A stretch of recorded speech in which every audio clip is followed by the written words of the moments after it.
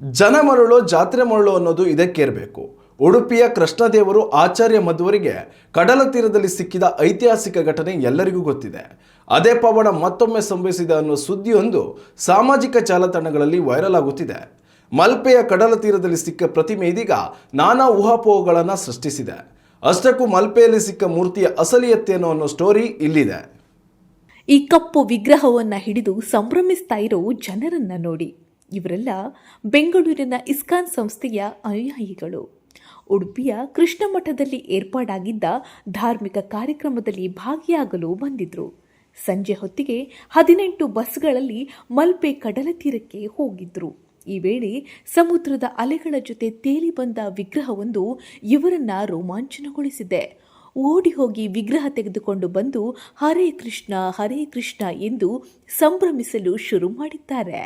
ಮಲ್ಪೆ ಕಡಲ ತೀರದಲ್ಲಿ 8 ಶತಮಾನದ ಹಿಂದೆ ಆಚಾರ್ಯ ಮಧ್ವರಿಗೆ ಉಡುಪಿಯ ಕಡಗೋಲು ಕೃಷ್ಣನ ಪ್ರತಿಮೆ ಸಿಕ್ಕಿದ ಉಲ್ಲೇಖವಿದೆ.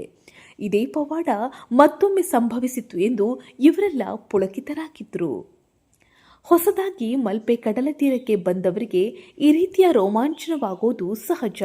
ಅದರಲ್ಲೂ ಕೃಷ್ಣ ಭಕ್ತಿಯ ಉತ್ತುಂಗದಲ್ಲಿರುವ ಇವರಿಗೆ ಈ ಪ್ರತಿಮೆ ಕೃಷ್ಣನ ಸ್ವರೂಪದಲ್ಲಿ ಕಂಡಿದ್ದು ಅಚ್ಚರಿಯೇನಲ್ಲ. ಇಷ್ಟಕ್ಕೂ ಅಲ್ಲಿ ಆಗಿದ್ದೇನು ಗೊತ್ತಾ? ಕಡಲ ತೀರದ ನಿವಾಸಿಗಳಿಗೆ ಈ ರೀತಿಯ ಪ್ರತಿಮೆ ಸಿಗುವುದು ಸಾಮಾನ್ಯ. ಕೆಲವೊಂದು ದೈವ ದೇವಾಲಯಗಳಲ್ಲಿ ಭಗ್ನಗೊಂಡ ಮೂರ್ತಿಗಳನ್ನು ಕಡಲಿಗೆ ವಿಸರ್ಜಿಸಲಾಗುತ್ತೆ. ಹೀಗೆ ನೀರಿಗೆ ಬಿಟ್ಟ ವಿಗ್ರಹಗಳು ತೇಲಿಕೊಂಡು ದಡ ಸೇರುವುದುಂಟು. ಈ ರೀತಿ ಸಮುದ್ರಕ್ಕೆ ಎಸೆಯಲ್ಪಟ್ಟ ಜಯ ವಿಜಯರ ವಿಗ್ರಹ ಇದಾಗಿದೆ. ದೇವಾಲಯದ ದ್ವಾರಪಾಲಕರಾಗಿ ಕೆತ್ತಲ್ಪಟ್ಟ ಜಯ ವಿಜಯರ ವಿಗ್ರಹ ಎಲ್ಲರಿಗೂ ಗೊತ್ತು. ಈ ವಿಗ್ರಹದ ರಚನೆ ಬಹಳ ಸ್ಪಷ್ಟವಾಗಿದೆ ಮತ್ತು ಯಾವುದೇ ಪ್ರಾಚೀನತೆಯನ್ನು ಹೊಂದಿಲ್ಲ ಎಂದು ತಜ್ಞರು ಸ್ಪಷ್ಟಪಡಿಸಿದ್ದಾರೆ. ಉಡುಪಿಯ ಕಡಲ ತೀರದಲ್ಲಿ ಒಂದು ವಿಗ್ರಹ ಸಿಕ್ಕಿರುವುದರ ಬಗ್ಗೆ ವರದಿಯಾಗಿದೆ.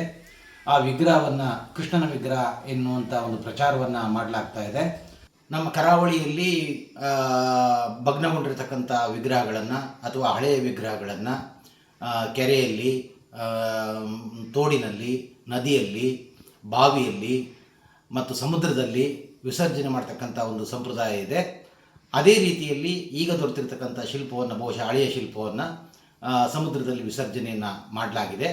ವಾಸ್ತವವಾಗಿ ಶಿಲ್ಪಶಾಸ್ತ್ರದ ಪ್ರಕಾರ ಅದು ದ್ವಾರಪಾಲಕ ವಿಗ್ರಹಗಳಾಗಿದ್ದು ಅದು ಜಯ ವಿಜಯ ಎನ್ನುವಂಥ ಶಿಲ್ಪದ ಒಂದು ಶಿಲ್ಪ. ಅದು ಪ್ರಸ್ತುತ ದೊರೆತಿರುವಂಥ ಶಿಲ್ಪ ಅದು ವಿಜಯನ ಶಿಲ್ಪ ಆಗಿದೆ. ಸದ್ಯ ಈ ವಿಗ್ರಹವನ್ನ ಇಸ್ಕಾನ್ ಅನುಯಾಯಿಗಳು ಕೊಂಡೊಯ್ದಿದ್ದಾರೆ. ಅವರ ಭಾವುಕತೆ ಸಹಜ. ಆದರೆ ಈ ಪ್ರತಿಮೆಯ ವಿಚಾರ ಅಪಪ್ರಚಾರವಾಗದಿದ್ದರೆ ಸಾಕು ಎಂದು ಉಡುಪಿಯ ಜನ ಮಾತನಾಡಿಕೊಳ್ತಿದ್ದಾರೆ. Ashwath Acharya, news next, Udupi. ಉತ್ತಮ ಸಂಸ್ಕಾರಯುತ ಶಿಕ್ಷಣದೊಂದಿಗೆ VSS English medium CBSE school, Udupi Muddur. ನರ್ಸರಿಯಿಂದ 10ನೇ ತರಗತಿವರೆಗೆ ಶಿಕ್ಷಣದ ಜೊತೆಗೆ 5ರಿಂದ 10ನೇ ತರಗತಿವರೆಗಿನ ವಿದ್ಯಾರ್ಥಿನಿಯರಿಗೆ ಉತ್ತಮ ಹಾಸ್ಟೆಲ್ ಸೌಲಭ್ಯವೂ ಇದೆ. ನಿಮ್ಮ ಮಕ್ಕಳ ಪ್ರವೇಶಾತಿಗಾಗಿ ಈ ಸಂಖ್ಯೆಗೆ ಕರೆ ಮಾಡಿ.